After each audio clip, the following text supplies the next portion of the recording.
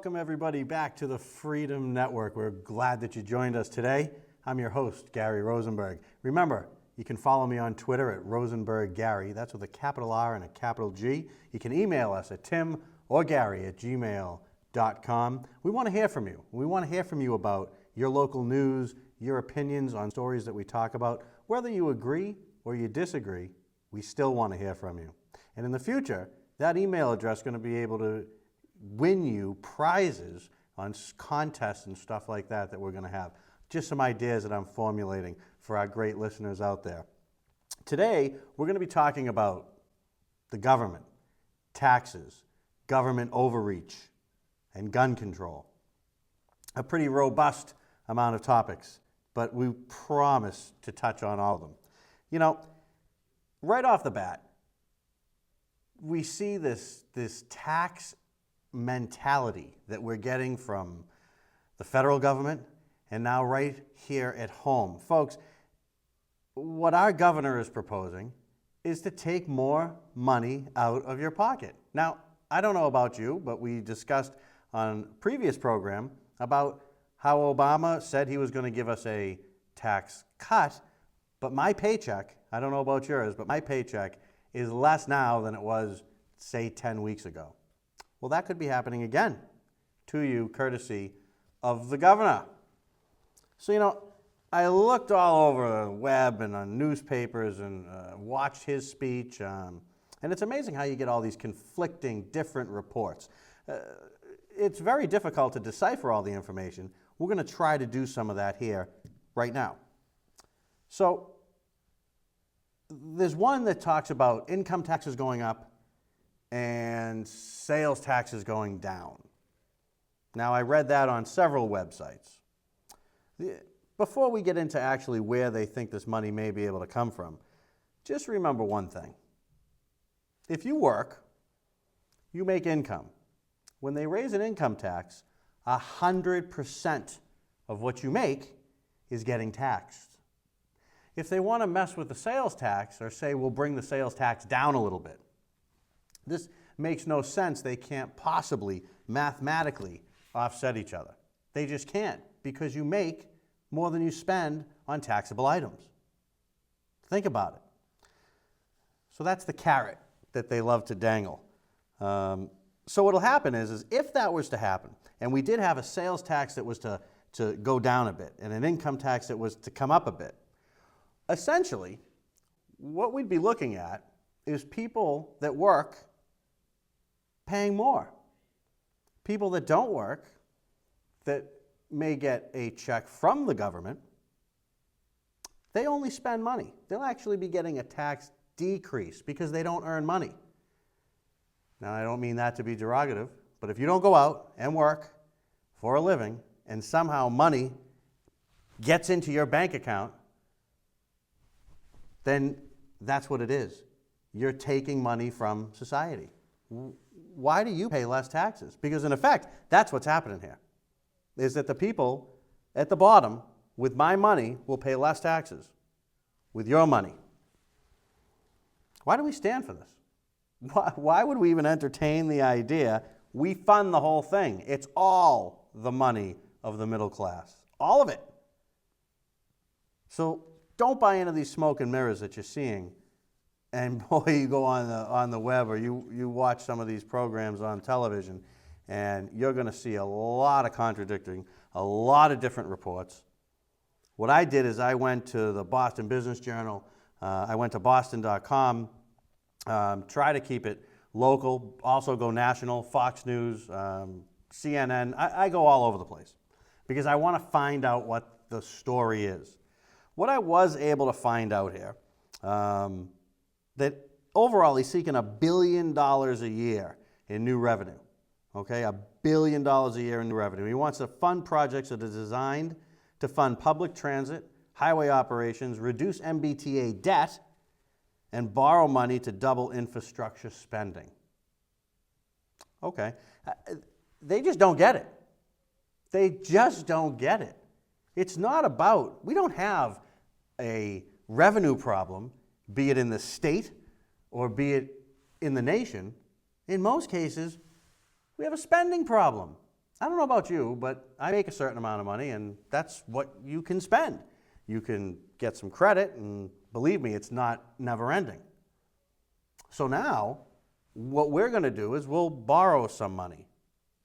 I mean, we just can't keep printing it at the federal level and expect the dollar to be worth anything.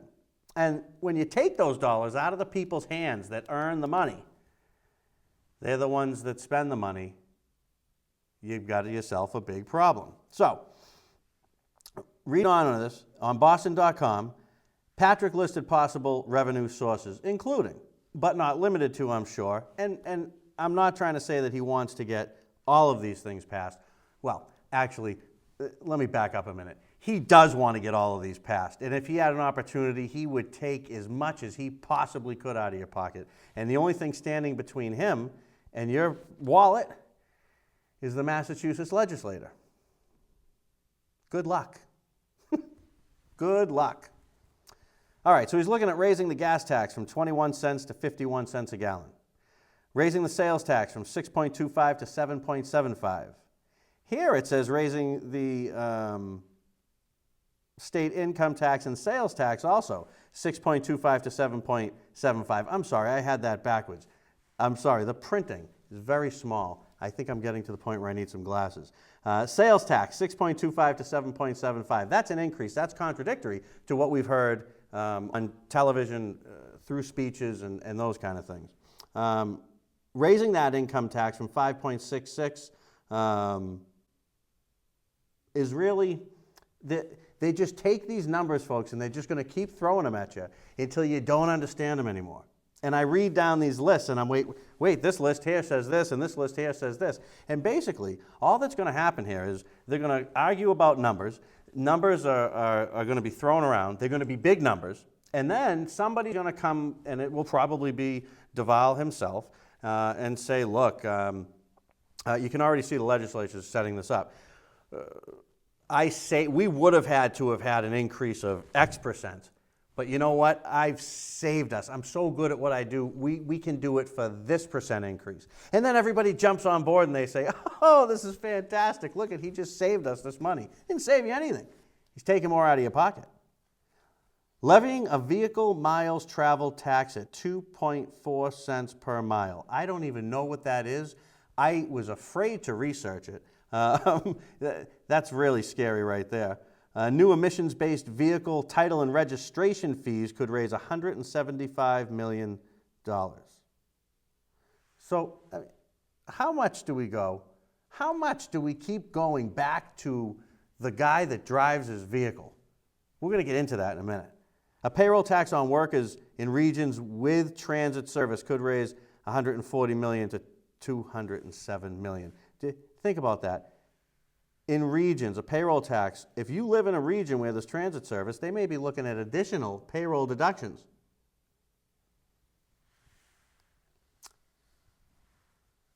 Evidently, the state needs $684 million a year in addition to operate the existing transportation system that we have. Governor Patrick's transportation plan, dubbed the way forward. Really? Give me a break. Can't you get something a little more original? Haven't we been moving forward for 4 years now? We are moving forward, man. We must be in the process of taking 12 steps back so we can take 1 step forward. Give me a break. There's really interesting stuff. He's seeking $9.3 billion over 10 years to bring the existing infrastructure into good repair. New infrastructure projects add up to $3.8 billion a year, and these reportedly include, and this comes from Boston.com, $1.8 billion for Boston to New Bedford, Fall River, South Coast Rail Service. Okay, can we just come back to reality? Do we need a rail service that's going to go from Boston to New Bedford and Fall River? What is that going to do? Other states have poured tons of money into rail. It doesn't mean a whole lot. Maybe you pick up some jobs doing it, but they're temporary jobs. Once it's complete, there's a big boom, everybody's happy, we can do this, we can travel, we can ship goods and all that kind of stuff. But then that wears off. And then you've got railroad tracks all over the place, right? You drive over them every day and you say, why don't any of these get used? But we got to go build some more. It makes absolutely no sense. What we need is more money in people's pockets that they can go out and spend. What is so difficult to understand about that? We don't need to be putting payroll taxes on people if they live in an area that they could use public transportation. It makes absolutely no sense. It's insane. $674 million for the MBTA Green Line extension to Somerville and Medford. Okay. $113.8 million for Pittsfield, New York City rail. What is New York City kicking into that? $20.8 million for Boston Hyannis rail. Listen, Governor, please, just stop, put down the coffee, look at the television, and listen to me. People don't ride on trains anymore. It's over. That happened a long time ago. Well, if you want to just hire people to do jobs, bring back your doormen at the State House and all that kind of stuff, because this doesn't pass the sniff test here at the Freedom Network. Not even close. I'm on fire about this because it makes this much sense. Talk about a gas tax. Are we trying to protect the vulnerable, right? We always hear about the people that don't have money, people that need help. And at the Freedom Network, of course, if you can't work, we want to help you. But if you can work, we want you to work. W-O-R-K seems to be the new four-letter word in the United States of America. So your gas tax goes up. Let's say it goes up, they're looking at probably about 20, 30 cents, right? It's not just your gas that you're paying to drive to work on your taxed money that you're paying more taxes on.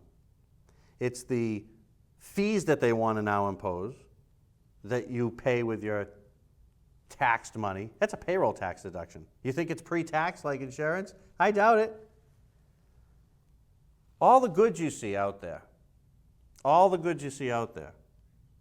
have to, even if they go to a rail, Mr. Patrick, even if they're going to be delivered by rail, they got to get to the rail. And when they get from the rail, they've got to get to the point of business or get where it's got to go. And that all moves on trucks, folks, and those trucks run on gasoline.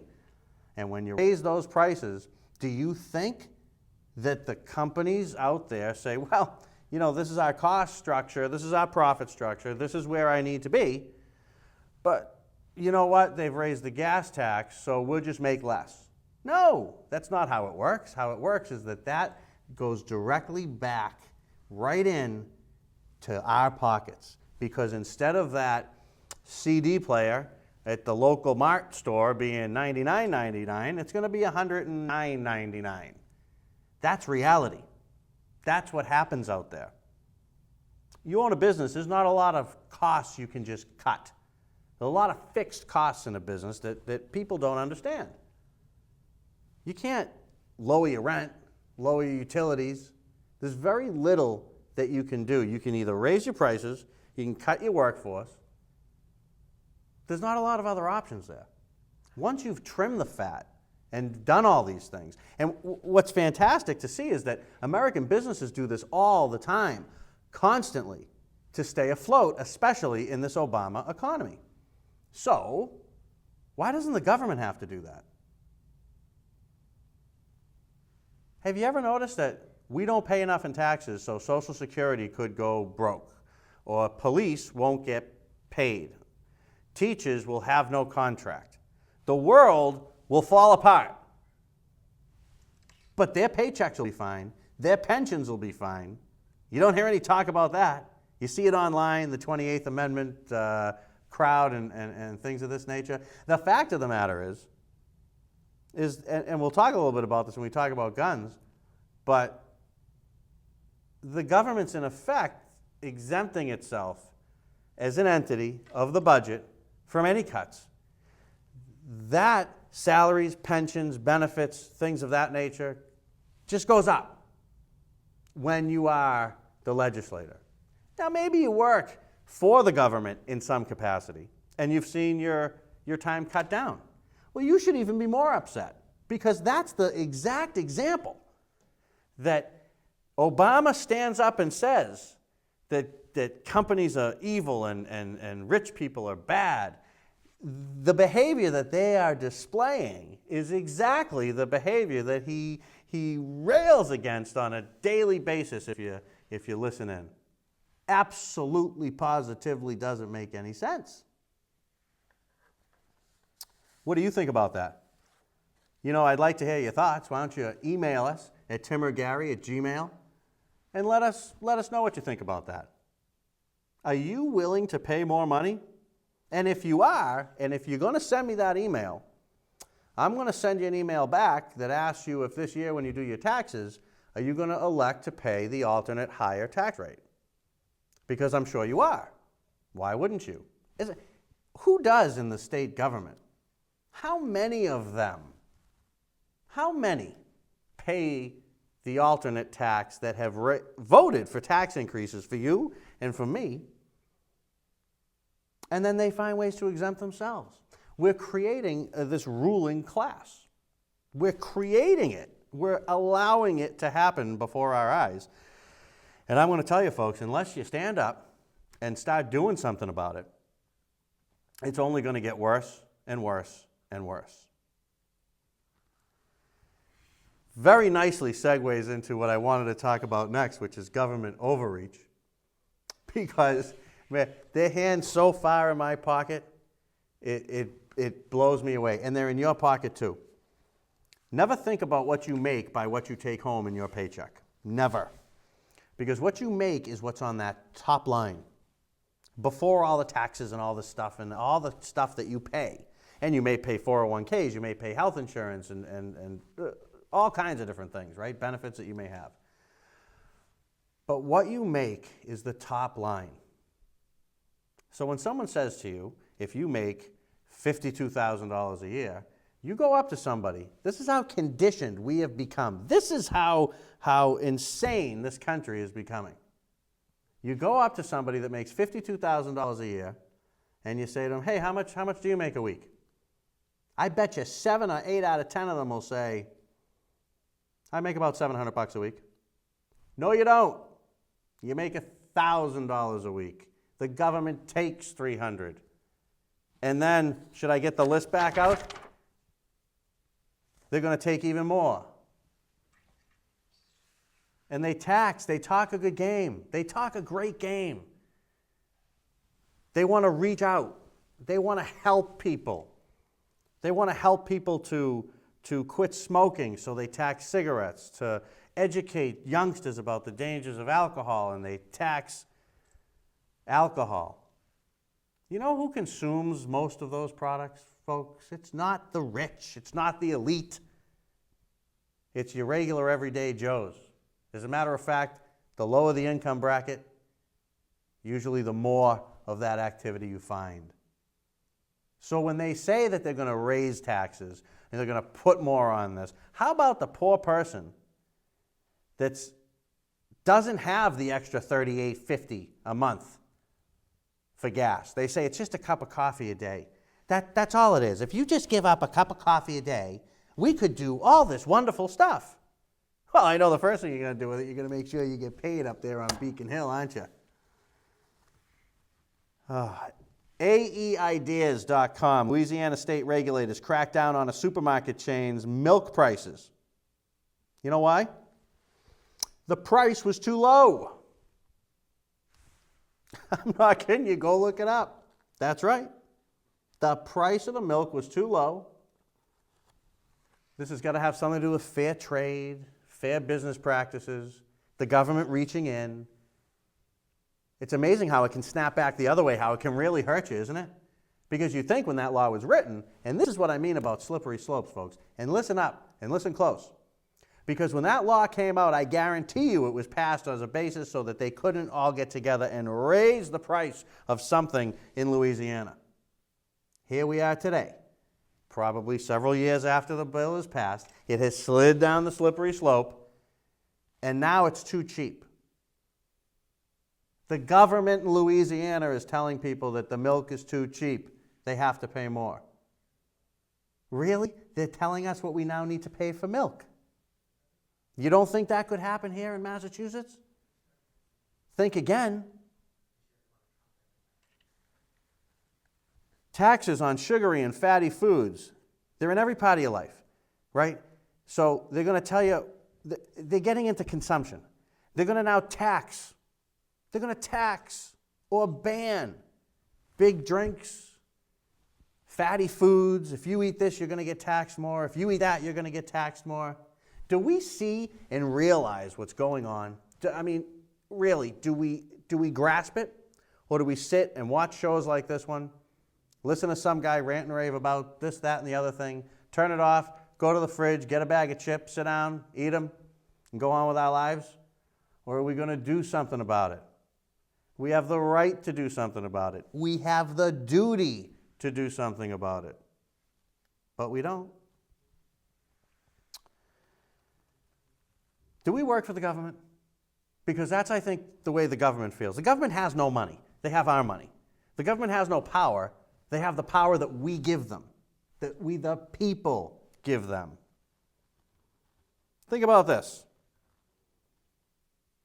You could conceivably take a $1,000 salary. I was doing some math, dangerous. You'd probably pay about $300 in taxes, maybe more, maybe less.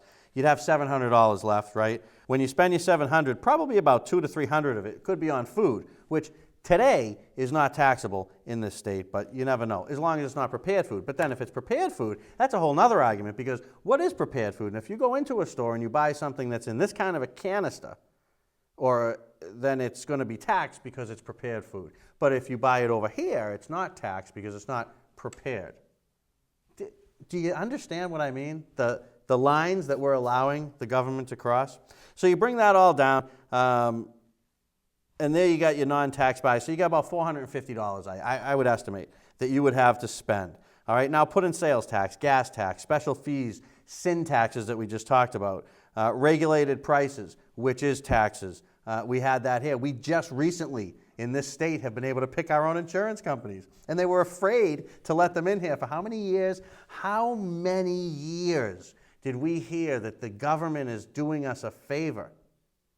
I saved over 25% in one phone call on my insurance once they opened up to competition. There should be no decision made by the government who I can buy my insurance from. You get your meal tax. God forbid you stay in a hotel, you'll pay a hotel tax. Tax, tax, tax, tax, tax. Follow the buck, bring it all the way down to the end. You're probably paying 50 to 60% in taxes, fees, and other baloney. I was on redstate.com. Very interesting place to visit. It's a neat website. Most of the stuff I agree with, but not everything. It's going to take you folks a little while to figure me out yet. I don't mind making fun of the right. And when I talk about the government, make sure you understand. I talk about the government, I talk about the present government and everybody in it. Here's some Obama abusive EPA. All right. Well, they call it Obama's EPA. But it is, because he's the president and he's in charge of that stuff. It targets bikers, ATV aficionados, and even gardeners. What? I mean, how did I not stop on this story, right? Do you know what a peanut gas tank is? If you ride a motorcycle, I bet you do. Most of them usually hold only about 2 to 3 gallons of gasoline. Barack Obama's Environmental Protection Agency may soon be making peanut gas tanks obsolete. The same is true for many all-terrain vehicles, gas-powered generators, lawnmowers, leaf blowers, and just about any other small tank that you can think of that you're putting fuel into. What could possibly be behind this? There's got to be something going on here, right? All right, the issue is the EPA's desire to increase the level in ethanol in gasoline up to 15%. The EPA will be requiring all consumers to purchase at least 4 gallons of gas. So you have to buy 4 gallons of gas. You have to. This is the proposal. The U.S. Environmental Protection Agency will require consumers to buy 4 gallons of gasoline Concerns to government officials and federal lawmakers about possible damage to motorcycle and ATV engines caused by the inadvertent use of this E15, they call it. Ethanol is essentially grain alcohol. It's produced from crops. Nothing wrong with it. I'd love to run every car off of it. I'd love this country to be energy independent, but I want us to use the energy we have here. We can drill for it. We can get it. And absolutely there's a place for it. If we can grow gas, that's fantastic. The problem, though, is that these gas tanks that all these people have and that have been made and that people use in motorcycles, for the most part, would be the most affected. Think about it. Now you got to go put a new gas tank on your bike. It might not even fit. I don't know if you ride, if you don't ride. I don't profess to know everything about motorcycles, but I know one thing. A gas tank's made to fit on it. So we're going to exempt those people, and then that will make everyone feel good. Slide down the slope. Now you got to buy 4 gallons of gas. Slide down the slope. You'll be waiting in line, folks, to buy gas on Tuesdays and Thursdays if your license plate ends in 7. Mark my words. Extraordinary powers granted under Obamacare expand his political power has been on full display the past few weeks. There's lots of stuff in there. Now, if you go to Forbes.com, another great place to suck up some information from, you got to get out there, folks. You've got to get out and really submerge yourself to find out facts. And even then, you won't find out all the facts because everybody's got an agenda. So you go to the right, you go to the left, you go to the right, you go to the left, you find somewhere that's kind of in the middle, and that's about as close to the truth as you're going to get out of the politicians. The Daily Caller last week reported that nearly half of the 204 waivers to the strictures of Obamacare granted in April were to constituents that generally supported the Democratic Party. It's right there. It's out on the web. That's on almost every website. 20% of the total to upscale restaurants, nightclubs, and hotels from former House Speaker and current Minority Leader Nancy Pelosi in San Francisco's district. Isn't that nice? Well, she did encourage everybody to pass the law so we can see what's in the law. I hope we have that cut, Tim.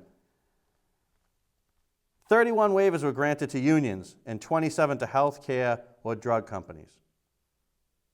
It's interesting because all these things seem to have a connection politically. Follow the money. Right back up to the top, folks.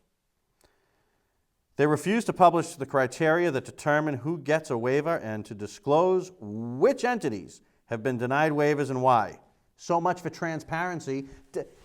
I think that we had some clips on our last show. Maybe we'll have some on this show about this is the most transparent presidency. Remember everything was going to be on C-SPAN. The whole healthcare debate was going to be on C-SPAN. I've seen no healthcare debate on C-SPAN. I've not seen Obama out there talking and getting things going from a legislative perspective. You might catch a hearing. I mean, I thought this guy was going to go and take C-SPAN at its word and at what its mission is and bring these hearings and these debates and all this stuff to the people. Hasn't happened. New rules which will have the effect of rewarding the AARP, which spent millions of dollars on lobbying and advertising in support of Obamacare, with the opportunity to earn millions of dollars in additional profits. How? How? Hang on. We'll read on and learn together. First, Obamacare will cripple the ability of health insurance companies that offer Medicare Advantage plans to compete with Medigap providers. Okay? As a consequence, the Congressional Budget Office estimates that nearly 5 million senior citizens will be forced to switch from Medicare Advantage to Medigap plans. As the nation's largest provider of Medigap policies, AARP will benefit directly. Under Obamacare, insurance providers are generally required to publicly release and explain rate increases. I don't know. What are we talking about here?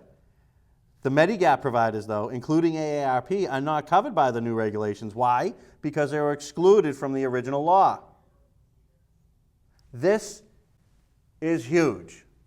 And this is the first tangible example that you can see of how far-reaching this healthcare law is. And let me tell you, it reaches with unbelievable tentacles in every single direction. The Internal Revenue Service announced an investigation into 5 unnamed donors to nonprofit advocacy groups organized as 501c4s. Okay? If you don't know what those are, to determine if they owe millions of dollars in gift taxes going all the way back to 2008. Under tax law, a 501c4 can engage in lobbying and political campaign activities so long as this is consistent with the organization's purpose and does not the organization's primary activity. These organizations have become a popular vehicle for funding political activities by both Republicans and Democrats. They're going to reach in a little more. They like to reach in. Other examples of President's virtual disregard for Congress in ordering U.S. military action on Libya, suing to stop a U.S. company from operating a new plant because it's located in a right-to-work state. Do you know what a right-to-work state is? We're going to have a nice show about that one day. And a series of recess appointments to avoid the required Senate confirmation. It's important to point out here that now a lot of these recess appointments that Obama made, overreaching his power, I think are going to be called back. I'm not going to go on record yet as saying it, but we know that some courts have made some decisions that are favorable to the people and to having to get things through the Congress, through the legislative process. And we'll see as that moves through what happens. Federal expenditures are now 25% of GDP. Well, what are we doing? What's going on, huh? It's very interesting. We're going to come back with some time to talk more about gun control. Right now, we're going to take a quick break and we're going to listen to stupid things politicians say.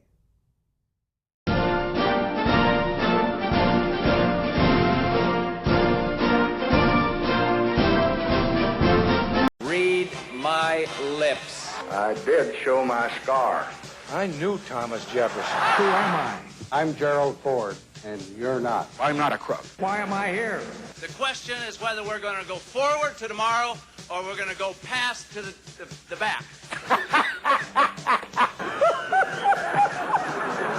The duties of the office. The duties of the office. On which I am about to enter. Of the office on which I'm about to enter.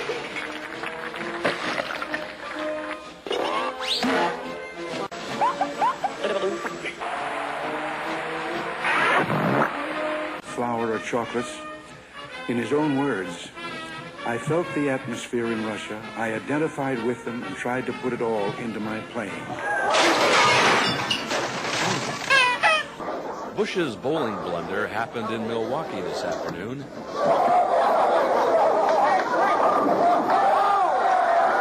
We are happy to report the president is fine, and he picked up his spare and his pride before leaving. And I'm tired of being embarrassed. I feel right at home in this gymnasium. Here's Michael Dukakis in 1988 in front of a huge crowd of supporters launching his campaign. He knows how important it is to hit the ground running. What do you say after that entrance? Hi, how are you? I meant to do that. Want to see it again? He certainly made an impression. Those steps on his lips. Raindrops kept falling on their heads as Gerald and Betty Ford arrived in Austria. And President Ford kept falling on his head, first in Salzburg in front of Austrian Chancellor Kreisky. Hi, thanks for dropping by. Then in Michigan on a trip up the same stairs.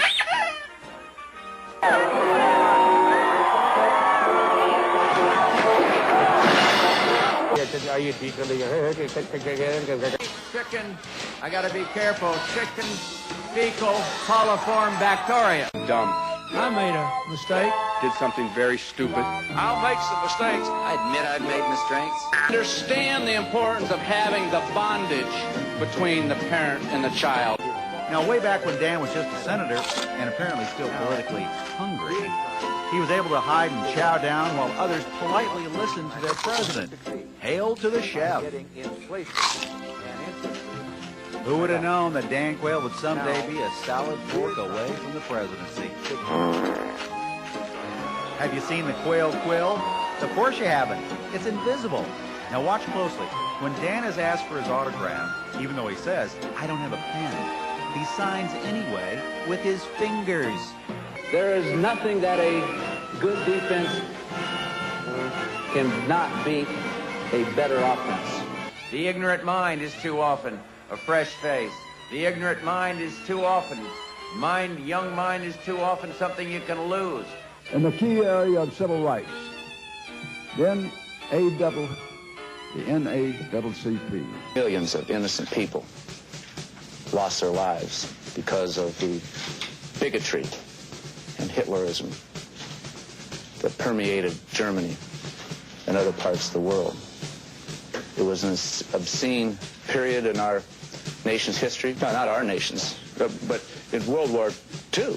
I mean, we all lived in this century. I didn't live in this century, but in this century's history. It is a point of history that this nation, our nation, understands. We did not have, matter of fact, we fought Hitlerism. Here Ike is asked how often Nixon is consulted for his ideas. If you give me a week, I might think of one. I don't remember. I welcome this kind of examination.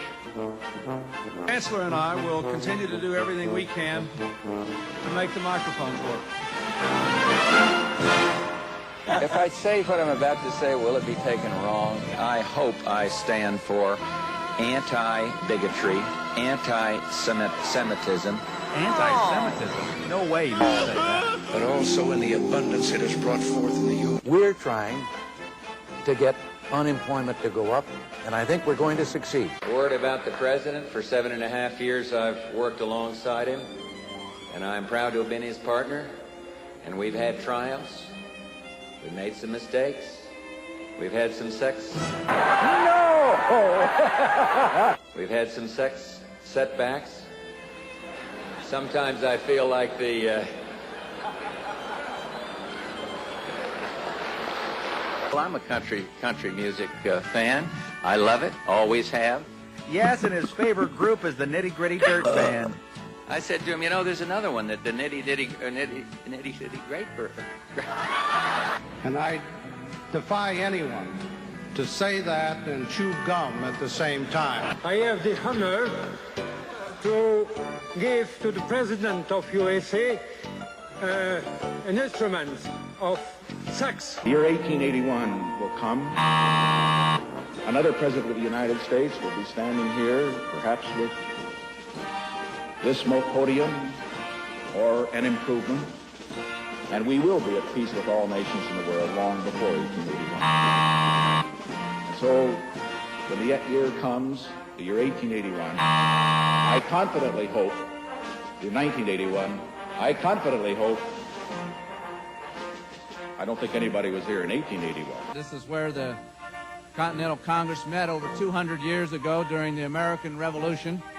So Lancaster was actually the capital of our nation for one day in 1977. I want to pitch a no-hitter from now to November 5. The Brooklyn Dodgers had a no-hitter last night. That's great stuff. Great stuff. Thanks, Tim, putting all that stuff together. You know, we sit and we go over stuff sometimes together. We're emailing it back and forth, and it's amazing how much we find. And when I went to search to find great things that politicians have said, the search is so much harder, and it's so much smaller. I mean, you get hundreds of thousands of options when you want to talk about stupid things that they say, and you get maybe a few hundred when you want to talk about the good things that they say. Gun control is a hot issue, folks. It's real hot. We got to talk about it here. And to be quite honest with you, I'd like to devote at least some portion of every program here on the Freedom Network and talk about guns. Why? Why is it so important? It's so important because without people having the right to arm themselves, we're at a huge risk. Look back in time. Look at what has happened. Look at what human beings have done to one another. The first thing that governments do is disarm the citizens. Now, I'm not sitting here and saying to you that I believe in my heart of hearts, at least I don't think I do at this point, that the government today in 2013 is looking to take all of your guns away. I don't believe that. Today. Follow the slippery slope. 37 and a half years from now, I don't want to give that government that right. Because of that, we have to curtail what we do now. The decisions we make today are so important for tomorrow.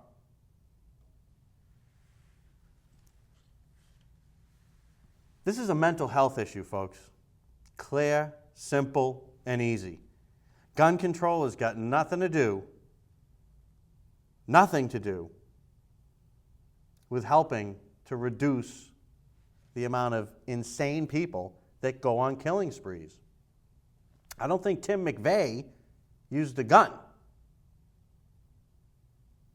I think that it would be very easy for us to sit here and it feels good. Well, we won't have any of these assault rifles and none of this automatic stuff. We don't want any of that out there. But it's just another step. Before you know it, you'll be out hunting with a potato gun. Because every time they're going to keep stripping a little bit away. And we need to put our foot down. And we can't allow terrible tragedies, sad, disgusting human beings that do terrible things.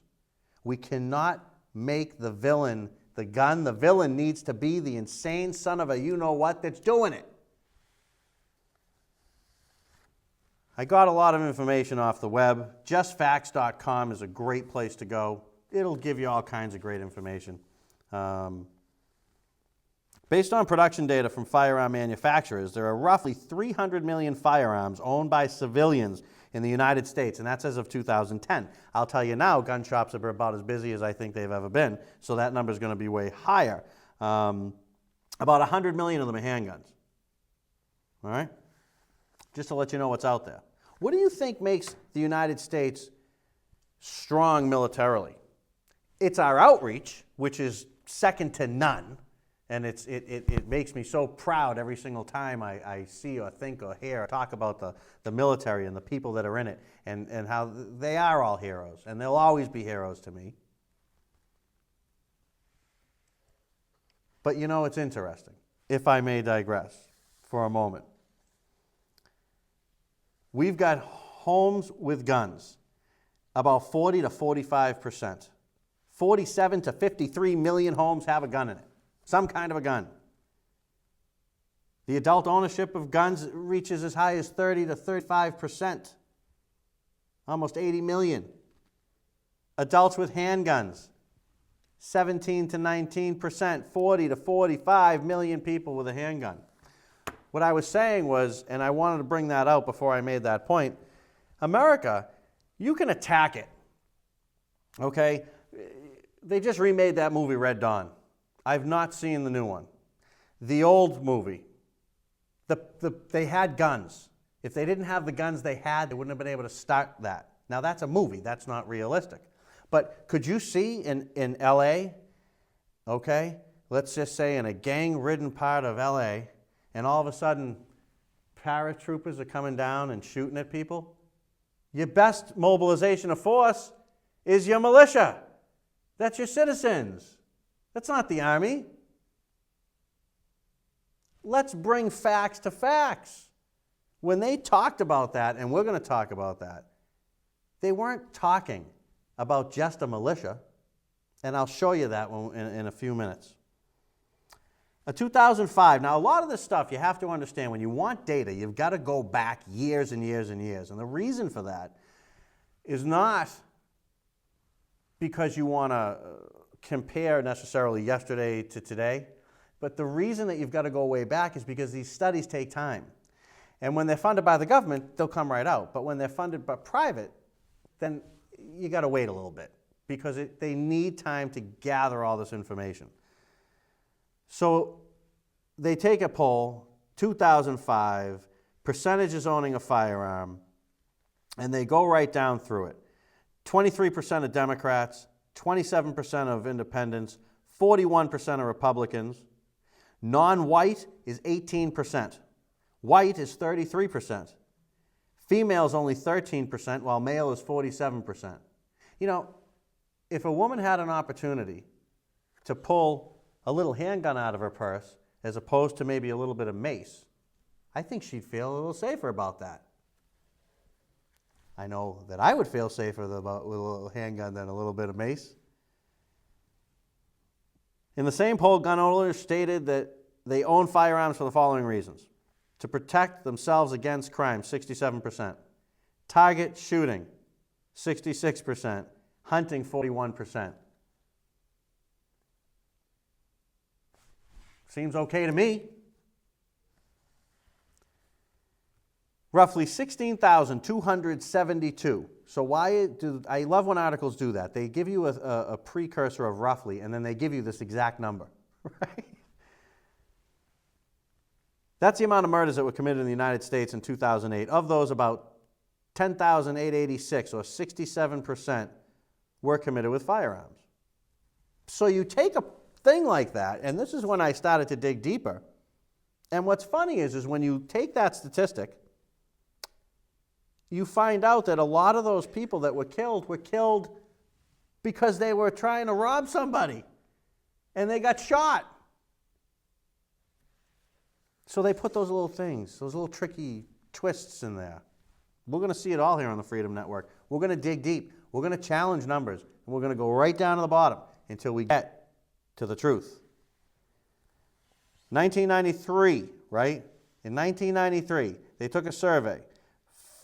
0.5% had members who had used a gun for defense during a situation in which they thought someone almost certainly would have been killed if they had not used a gun for protection. If you apply that to the U.S. population, now, that amounts to 162,000 such incidents per year. It excludes military, police, and other things. That's 162,000 people a year that could be alive today because they had a gun. And you want to tell me that you want to ban the guns so that you can save 10,000 people.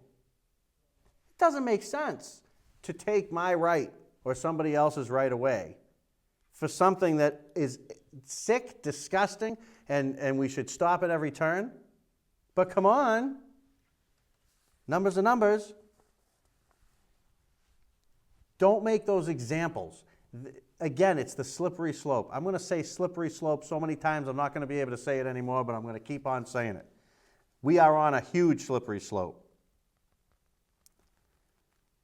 Let's enforce the laws we have. Under federal law, it's illegal and punishable by up to 10 years in prison for the following types of people, to receive, possess, or transport any firearm or ammunition. Someone convicted of or under indictment for felony, punishable by more than 1 year in prison. Someone convicted of a misdemeanor, punishable by more than 2 years in prison. A fugitive from justice. An unlawful user of a controlled substance. Someone who has been ruled as mentally defective, this is the law, has been ruled as mentally defective or has been committed to any mental institution. An illegal alien. Someone dishonorably discharged from the military. Someone who has renounced his or her U.S. citizenship. Someone subject to certain restraining orders. Or someone convicted of a domestic violence misdemeanor. If you could take the effort that they're trying to take in this little law, right? If you could just take and enforce that law, we wouldn't have any problems. So instead of dumping all this money into gun buyback programs and into education at the raw level, which I mean on television, and ads that you see pumped in that we're paying for, telling us that we shouldn't have guns, and biased news shows, and this and all this pressure that we have coming down on us, that you are not compassionate if you don't want to ban guns. I say baloney. You're not compassionate if you do want to ban guns. Enforce the laws we have. Then come and talk to me. In the 10-year period from 98 to 08, 96 million background checks for gun purchases were processed through the federal background check system. Of these, 681,000, or 1%, were denied. During 2002 and 2003, out of 17 million background checks, resulting in 120,000 denials, the federal government prosecuted 154 people. About 0.1% of those denials were legitimate when they appeal them. We're talking this much. That's where you got to go. During 2008, applicants appealed about 1% of the 70,000 background checks that were denied. Of those, 23% were later overturned and the applications were approved. Very interesting. Police chiefs should not have the final say. They should not have the final say. And you know why I'm going to tell you? Because he or she could effectively just ban guns in their town. I'm sorry, but you do not have that right to do that. We need a better system. Each state has its own laws regarding right to carry, and generally they fall into one of three categories. They have shall issue states, where concealed issued to everybody. They have may issue states, where they have to present a reason for carrying a firearm to an issuing authority. And then they have no issue states, where you cannot carry a gun. There are 40 states that are shall issue. Thank goodness. There's 40 of them. There's 9 that are maybe we'll give you one. Even though it's in the Constitution, maybe if I like you and you tell me a good story and you do enough song and dance, I'll let you have your constitutional right. There's 9 states like that. Massachusetts is one of them. Interesting. Only one state is a no issue. Illinois. Isn't that where our president's from? Interesting. Murder rates in Florida and the United States between 1960 and 2008 on a graph. I'm going to try to get the graph so that you guys can see it. Basically, what it shows here is that somewhere around, I guess it's in the 80s, Florida right to carry law becomes effective. And this is what happens to the murder rates in Florida. Down they go. As a matter of fact, in 2004 or so, it looks like they were even below the national average. But wait, they let people carry guns and less people actually got murdered? Yes. There's such a big disconnect between the fact that you can do far better to protect yourself, and you can get these criminals, and you can get rid of them yourself if you're only given the chance to do so. Fatal accidents in 2007. This is interesting. There's a whole list. Maybe there's a dozen or so things on the list. I think second or third from the bottom is firearms. Percent of total. It's so little, I can't even read it. Maybe, Tim, we can get this up. People can see it. You see, I'd love to be able to point to where it is. It's right down about in here. Okay? Unbelievable. You know what's ahead of it? Motor vehicle traffic. That's your first one there. Poisoning, falling, unspecified. We don't even know why. Guns, which everyone says are designed to do nothing but kill people, kill less people accidentally than unspecified things do. Oh, that makes a lot of sense. Suffocation. You have a better chance of being suffocated than you do being shot by a gun, folks. Drowning, fire, burning, land transportation. Classifiable. I don't even know what that would be. Natural or environmental accidents. Pedestrian, other transportation. Struck by, machinery, then firearms. Under that is only pedal cyclists, cuts or pierces, and overexertion. And not by much. Take a peek at that. Pause this. Get it on the DVR, pause it, get up to the TV and take a peek at that. I think you'll really find it interesting. The Bill of Rights, the Second Amendment to the Constitution. And that's how I'm going to leave you with today. A well-regulated militia being necessary to the security of a free state, the right of the people to keep and bear arms shall not be infringed. Gun control proponents have argued, and some federal courts have ruled that the Second Amendment does not apply to individual citizens of the United States, but only to members of militias, which they assert are now the state National Guard. Okay, so you know what I did? I said, you know, let's put this to bed. James Madison, okay? I'm not going to go into who James Madison was. If you don't know, you got to shut off the Freedom Network when you're done. You got to go online and you got to look up some stuff and get up to date on your American history. James Madison addressed this in the Federalist Papers, Federalist Papers 46, saying the reason the right of the people is in there is to protect the militia from having a coup, because it was brought to him, is what would happen if only the militia had the guns? Then what would happen? Could they not have a coup and overthrow the government? And James Madison said, no, that's why we put in there the right of the people. He wrote it. He knows what it means. Folks, we've gone over a lot of stuff here today. We may have some more clips to show you. We're working on them every week, during the week, all the time. We're trying to pull some stuff out, pull it offline. Makes it wonderful. A lot of stuff on YouTube and all over the place. And I got to say that the people that do some of that stuff are fantastic. Folks, we covered ground. We've got a lot of information out there. Now it's your turn. Get information to me. Get it to me. Get it to me at Tim or Gary at gmail.com. Tim or Gary at gmail.com. Follow me at Rosenberg Gary with a capital R and a capital G on Twitter. I want to thank our producer Tim for all his hard work. This is Gary Rosenberg for the Freedom Network. Have a fantastic week.